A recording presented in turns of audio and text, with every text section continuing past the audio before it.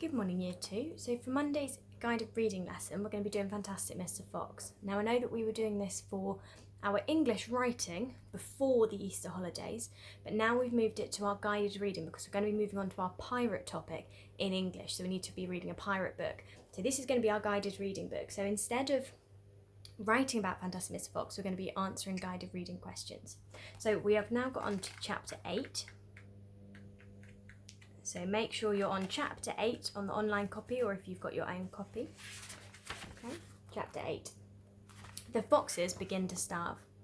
That evening, 3 tents were put up in the crater on the hill, one for Boggis, one for Bunce, and one for Bean. The tents surrounded Mr. Fox's hole, and the 3 farmers sat outside their tents eating their supper. Boggis had 3 boiled chickens smothered in dumplings. Bunce had 6 doughnuts filled with disgusting goose liver paste, and Bean had 2 gallons of cider. All 3 of them kept their guns beside them. Boggis picked up a steaming chicken and held it close to the fox's hole. "Can you smell this, Mr. Fox?" he shouted. "Lovely tender chicken. Why don't you come up and get it?" The rich scent of the chicken wafted down to the tunnel where the foxes were crouching. "Oh, Dad," said one of the small foxes, "couldn't we just sneak up and snatch it out of his hand?"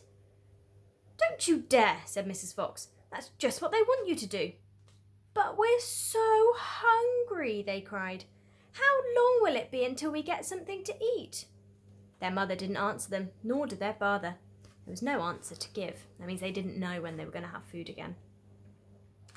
As darkness fell, Bunce and Bean switched on the powerful headlamps of the 2 tractors and shone them onto the hole. "Now," said Bean, "we'll take it in turn to keep watch. 1 watches while 2 sleep, and so on all through the night." Boggis said, What if the fox digs a hole right through the hill and comes out on the other side? You didn't think of that one, did you?" "Of course I did," said Bean, pretending he had. "Go on then, tell us the answer," said Boggis. Bean picked something small and black out of his ear and flicked it away. "How many men have you got working on your farm?" he asked. 36, Boggis said. "I've got 36, Bunce said. "And I've got 37, Bean said. "That makes 108 men altogether. We must order them to surround the hill. Each man will have a gun and a flashlight. There'll be no escape then for Mr. Fox." So the order went down to the farms, and that night 108 men formed a tight ring around the bottom of the hill. They were armed with sticks and guns and hatchets and pistols and all sorts of other horrible weapons.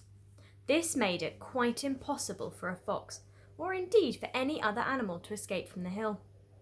The next day the watching and waiting went on. Boggis and Bunce and Bean sat up on small stools staring at the fox's hole. They didn't talk much, they just sat there with their guns in their laps. Every so often Mr. Fox would creep a little closer towards the mouth of the tunnel and take a sniff. Then he would creep back again and say, "They're still there." "Are you quite sure?" Mrs. Fox would ask. "Positive," said Mr. Fox. "I can smell that man Bean a mile away. He stinks." Okay, we're going to stop there. So we've just read chapter 8. On the home learning plan, there's 4 questions to answer. So question number 1 is, why did the farmers eat their food by the hole? Question number 2 is, why did the farmers turn on the headlamps, which are the lights on the tractors? Number 3, how many men did each of the farmers have working on their farms? And number 4 is, how can Mr. Fox tell that the farmers are still there? And then once you've answered them, if you scroll down to the bottom of the plan, then all the answers are there at the bottom, so you can have a go at marking. Okay, off you go.